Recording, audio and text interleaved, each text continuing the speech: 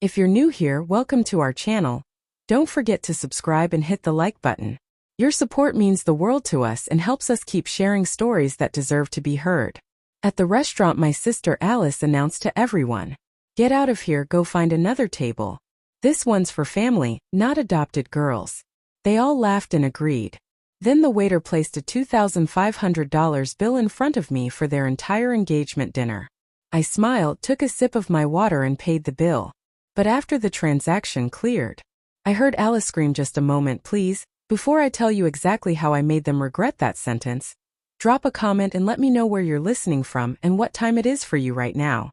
I'd love to know who's part of our community." The wind on the rooftop terrace cut through my coat, but I didn't feel cold. I felt calibrated. Inside the glass walls of the lounge, my adoptive family was raising their champagne flutes. My father Henry was laughing at something. My mother Christina whispered my sister. The bride-to-be was beaming, her hand resting on the arm of her wealthy fiancé. They looked like a family that didn't have a care in the world, mostly because I had just paid for all of it. The receipt was still warm in my hand, $2,600, the cost of admission to a life I was never actually allowed to live. Alice tapped her spoon against her glass again. The room quieted. She smoothed her silk dress and looked directly at me through the glass, her smile tight and dismissive. She waved her hand, a shooting motion like I was a stray dog that had wandered too close to the buffet. "Sydney," she mouthed, exaggerating the syllables so I could read her lips. "You ruined the aesthetic." My mother nodded, turning her back to me to adjust Alice's veil. They didn't even wait to see if I left. They just assumed I would because that was the deal I paid. They took and then I disappeared until the next invoice arrived. I looked down at the receipt. It wasn't just paper. It was a contract I had finally decided to breach. I didn't cry. I didn't bang on the glass. I simply folded the receipt, placed it in my pocket and walked toward the elevator. The transaction was complete and so were we. The elevator doors slid shut, cutting off the view of the celebration. The silence in the metal box was heavy, but it wasn't lonely. It was protective. I pulled my phone from my clutch. My screen was already lighting up with a text from my mother. "Christina, you embarrassed us. Where are you going?" I didn't reply. I didn't type out a justification. I simply tapped the information icon next to her name and selected block caller. Then I did the same for my father, Henry, and finally for Alice. By the time the elevator reached the lobby, my digital world was as silent as the physical one. I hailed a cab and gave the driver my address. As the city lights blurred past the window, I let myself dissect the anatomy of the last 5 years. People always ask why victims of financial abuse stay. They assume we are weak or stupid or naive. I was none of those things. I was an architect. I understood structure and stability better than anyone, but I had fallen victim to the oldest psychological trap in the book, The Sunk Cost Fallacy. For years I had treated my adoptive family like a slot machine. Every time I paid a bill, every time I covered a crisis, every time I smoothed over a disaster with my own savings, I was feeding a coin into the slot. I convinced myself that if I just put in enough coins, eventually the lights would flash, the bells would ring, and the jackpot of love and acceptance would pour out. I thought if I invested enough, they would have no choice but to value me tonight. Looking at that receipt, I finally understood the game. The machine wasn't cold, it wasn't due for a payout, it was rigged, there was no jackpot. There was only the endless hungry mouth of the coin slot designed to take until I was empty. Paying that bill upstairs hadn't been an act of submission. It was the final coin I was willing to lose to prove once and for all that the game was broken. When I unlocked the door to my apartment, the air was still and clean. My space was minimalist, precise, a stark contrast to the chaotic, expensive clutter of my parents' home. I didn't take off my coat. I walked straight to my desk and opened my laptop. I didn't need to search for the files. I knew exactly where they were. I opened a spreadsheet titled simply The Ledger. It was a document I had started 5 years ago, not out of malice, but out of a desperate need to track where my salary was going. I scrolled to the top. The first entry was from 5 years ago. Brandon's transmission repair, $1,510. My younger brother had wrecked his car, and my father claimed they were liquidity challenged. I paid it. I scrolled down. Alice's tuition supplement, $4,000. Henry's back tax is $8,500. Christina's medical emergency spa retreat $3,000 row after row, column after column. The numbers blurred into a single massive figure at the bottom right. I had funded their lifestyle while I lived in a studio apartment and shopped at discount grocers. I had been their safety net, their venture capitalist, and their retirement plan. All while they introduced me to their friends as our independent daughter with a tone that implied I was cold and distant. They called me cold because I worked hard enough to afford the warmth they felt entitled to steal. I stared at the blinking cursor. This document was no longer just a personal record. It was a weapon. I hit print, the printer whined to life in the corner. A rhythmic mechanical sound that felt like a heartbeat. Page 1 slid out, then page 3, then page 3. It took a long time to print 14 pages of exploitation. I picked up the stack of warm paper. It had weight. It had mass for the first time. My sacrifice wasn't invisible. It was right there in black and white ink. I set the stack on my desk right next to the receipt from tonight's dinner. The audit was finished. Now the collection process would begin. I woke up the next morning not to sunlight, but to the vibration of my phone on the nightstand. It had been buzzing intermittently all night. A persistent, angry insect I had trapped in silence. Picked it up. My lock screen was a wall of notifications, missed calls from blocked numbers, voicemails from unknown callers, and text messages from neighbors and family friends I hadn't spoken to in years. My mother Christina had bypassed the block by using our next-door neighbor's phone. The message was timestamped 7 and 4. Sydney. This is selfish and dramatic. Even for you. Your father is sick with worry. We need that credit card for the venue. Deposit today. Come back and apologize or don't bother coming for Christmas. You are destroying this family. I stared at the words. Selfish, dramatic, destroying the vocabulary of the narcissist. They weren't worried about me, they were worried about the deposit. The family they were accusing me of destroying was actually just their financial ecosystem, and I had just removed the keystone species. I didn't reply. I didn't feel the old familiar panic, the urge to smooth things over, to apologize for taking up space to fix it. Instead, I felt a strange cold calm. I swiped the notification away. Then I opened Instagram. My sister Alice had been busy. She had posted a photo from the engagement party. It was a group shot, my parents, Alice, her fiancé, and my brother Brandon all laughing, holding champagne flutes. The caption read, "So grateful to be surrounded by real family who supports me unconditionally, sad that some people choose jealousy over joy, but we won't let negativity ruin our blessings. Family first, blessed, real love." The comments were a chorus of validation. You deserve the best, ignore the haters, love you guys. They were rewriting history. In real time I was being painted as the bitter, jealous spinster who couldn't handle her sister's happiness. It was a narrative they had been seeding for years. Sydney the workaholic. Sydney the cold one. Sydney the outsider. Now they were harvesting it. I sat at my kitchen island, coffee in hand, and looked at the stack of papers I had printed the night before, the ledger. 14 pages of undeniable financial truth. My brother Brandon texted me from a burner app. "Yo, Dad's losing it, just send the card info so he can pay the vendor, stop being a psycho."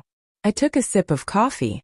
The steam curled up, disappearing into the quiet air of my apartment. I remembered the time Brandon had called me a psycho for refusing to pay his parking tickets right before I paid them anyway because my father said family helps family. Not today. I picked up the ledger and slid it into my leather portfolio. I dressed in my sharpest suit, charcoal gray. Tailored, severe. I wasn't dressing for a family meeting. I was dressing for war. I walked out of my apartment and into the morning light. My phone buzzed again in my pocket. I ignored it, let them scream into the void, let them spin their stories. I had the receipts and I was done paying the bill. My architecture firm was a fortress of glass and steel in the center of the financial district. It was the one place in my life that operated on logic, physics, and merit. When I walked through the revolving doors, I usually felt a sense of relief, but today the air in the lobby felt charged. Sitting on one of the Barcelona chairs, looking entirely out of place and yet completely in command, was great Aunt Catherine. My steps faltered for a fraction of a second. Catherine was the family pariah in the mythology of my adoptive family. She was the villain, the cold, wealthy widow who had abandoned the family to hoard her fortune. My mother Christina called her the witch. My father, Henry, refused to speak her name. I hadn't seen her since I was 10 years old, but I recognized the posture. She sat with a spine of steel, dressed in a tailored cream suit that probably cost more than my first car. She saw me. She didn't smile. She didn't wave. She simply stood up, picking up a thick leather-bound file folder from the seat beside her. "Sydney," she said, her voice was like dry ice. "We need a room somewhere without ears." I didn't ask why she was here. I didn't ask how she knew where I worked. I simply nodded and led her past, the receptionist scanning my badge to open the secure doors. We walked in silence to conference room B, a soundproof glass box overlooking the river. I closed the door. "Hello, Aunt Lily. Don't waste time on pleasantries," she said, placing the heavy file on the mahogany table. "I saw what happened last night, the rooftop, the bill, the exit. I stiffened how you weren't there. I have eyes everywhere. Sydney, I've been watching you for 11 months. The confession hung in the air. I looked at her, really looked at her, and realized that the coldness my family complained about wasn't malice. It was precision. It was the same look I saw in the mirror. Why, I asked. If you've been watching, why didn't you say anything? Why didn't you help me? When I was paying for Brandon's car or Alice's tuition." Lily sat down, folding her hands over the file. "Because you weren't ready." This was the perspective of the silent witness. She explained that she had tracked the financial abuse for years. She knew about the emotional blackmail, she knew about the exclusion, but she also knew the psychology of the victim. "If I had intervened 6 months ago," Lily said, her voice steady and factual, "you would have defended them. You would have said they were struggling. You would have used my money to bail them out again. I couldn't save you. Sydney, you had to save yourself first. You had to be the one to walk away from the table." She tapped the file with a manicured fingernail. "Last night you finally cut the cord. You stopped the transaction. That means you are finally ready to see what I have in here." I looked at the folder. It was thick, stuffed with documents. "What is it?" I asked. "Proof." Lily said, "Your mother told you that your birth parents died penniless. She told you that she and Henry took you in out of the goodness of their hearts, despite the financial burden." "Yes," I said. "They remind me of it every Christmas." Lily's eyes flashed with a sudden terrifying anger. It was the only crack in her armor. "Lies," she hissed. "Your parents didn't leave you nothing. Sydney, they left you everything, and for 26 years Christina and Henry haven't just been using you. They have been stealing from you." She slid the file across the table. "Open it." I opened the file. The first page wasn't a bank statement. It was a letter yellowed with age, written in handwriting. I didn't recognize it was dated 26 years ago, 3 weeks before my birth.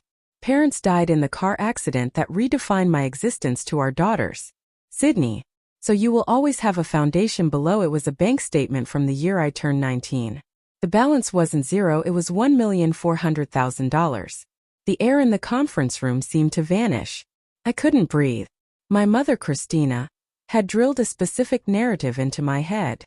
Since I was old enough to understand money, she told me my birth parents were irresponsible dreamers who died with mountains of debt. She told me that she and Henry had taken me in at great personal financial risk, that raising me was an act of charity that nearly bankrupted them. It was the guilt I had carried my entire life. It was the reason I paid their bills without question. They lied. I whispered.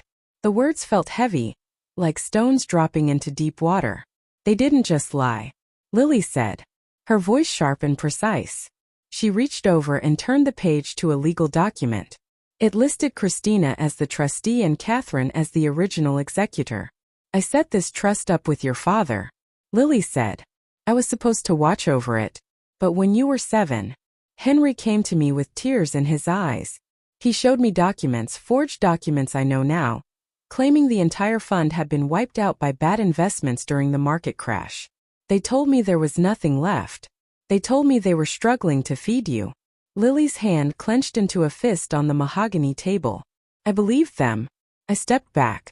I let them play the martyrs because I thought they were actually sacrificing to raise you. I didn't know I was leaving the fox in charge of the henhouse. I flipped through the pages. The file was a forensic autopsy of my stolen life. I saw the withdrawal records. They weren't for my education or my health care.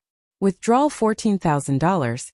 Alice's private school tuition withdrawal $56,000. Henry's consulting business capital. Withdrawal $8,000 family vacation. Disney World. I remembered that vacation they went when I was 14. They left me with a neighbor because they said they couldn't afford a ticket for me. I sat in Miss Higgins' living room for a week, thinking I was a burden, while they spent my inheritance on mouse ears and hotel suites. I turned to the most recent page. The transaction was dated 3 days ago. Withdraw $26,000 Venetian rooftop deposit. The world tilted on its axis. I hadn't just paid the $2,600 bar tab. Last night I had paid for the entire engagement party, the venue, the flowers, the champagne. It was all funded by the ghosts of the parents who actually loved me. Christina and Henry hadn't just used me as an ATM. They had cannibalized my future to feed their golden child. I looked up at Lily. The shock was gone. In its place was a cold, vibrating rage that felt like an engine turning over. They stole $1 million from an orphan. I said it wasn't a question. With interest and market growth. Lily corrected. They stole nearly $3 million and they are still doing it. They think the well is bottomless. She reached into her purse and pulled out 3 envelopes. They were thick, cream-colored and sealed with the wax emblem of her high-powered law firm. This, she said, tapping the first envelope, is a cease and desist order, freezing every asset they own. This she tapped. The second is a criminal complaint for embezzlement and fraud. She looked at me, her eyes matching mine, hard, dark and unforgiving. They are hosting a brunch this morning. Lily said, at the country club to celebrate the engagement. I stood up. I didn't need to ask where the money for the brunch came from. I closed the file. Let's go, I said. I think it's time we crashed the party. The country club brunch was a sea of pastel linens and forced laughter from the entryway. I watched them. My family was holding court at the center table, surrounded by extended relatives and Alice's future in-laws. My father, Henry, was standing with a mimosa in hand midway through a toast about the sanctity of family support. The irony was so thick I could taste it, metallic and bitter, beside me. Great Aunt Catherine adjusted her silk scarf. She looked like a general surveying a battlefield she had already wired for demolition ready. She asked, "Let's burn it down," I said. We walked in the silence, spread outward from the door like a shockwave. Heads turned, glasses lowered. When my mother Christina saw us, her smile curled into a mask of panic. She stood up too quickly, her chair scraping, screeching against the marble floor. "Sydney," she hissed, rushing toward us to intercept the scene before it reached the head table. "What are you doing here? You were uninvited and bringing her. This is a private event." "It's not a private event," Christina, Lily said, her voice carrying effortlessly across the room. "It's a crime scene." The room went dead. Silent. Henry froze, his glass halfway to his mouth. Alice looked up from her plate of fruit, her eyes darting between me and the thick envelope in Lily's hand. "Don't cause a scene," Christina whispered, her eyes manic. "We can talk later, just leave." "No," I said. My voice was calm. It was the voice I used when telling a contractor a load-bearing wall was failing. "We're done talking. We're here to serve notice." Catherine stepped past my mother and walked straight to the head table. She didn't yell, she didn't throw a drink. She simply placed the legal documents on the white tablecloth, right next to the floral centerpiece. I had unknowingly paid for Henry. Christina, Catherine said, "These are notices of a federal lawsuit for embezzlement, fraud and breach of fiduciary duty. As of 9 o'clock this morning, your assets have been frozen. The house, the accounts, the business capital, all of it." Henry dropped his glass. It shattered orange juice and champagne, splashing onto his Italian loafers. "You can't do that," he stammered. "That money. We raised her. It was reimbursement. We took her in when no one else would." "You didn't take me in," I said. Stepping forward, "You took my trust fund in. I was just the packaging." The guests were murmuring. Now I saw Alice's fiancé, a man who cared deeply about optics, slowly pull his hand away from hers. Alice sensed the shift. She looked at her parents' panic, rising in her C****** T like rising water, frozen. Alice asked, her voice shrill, "What does that mean? What about the wedding payments? The vendor checks go out tomorrow." "There are no checks, Alice," I said. "The well is dry, but the money." Alice spun on our mother. "You said there was plenty." You said the trust was practically infinite. Christina lunged for her daughter, trying to shush her, but it was too late.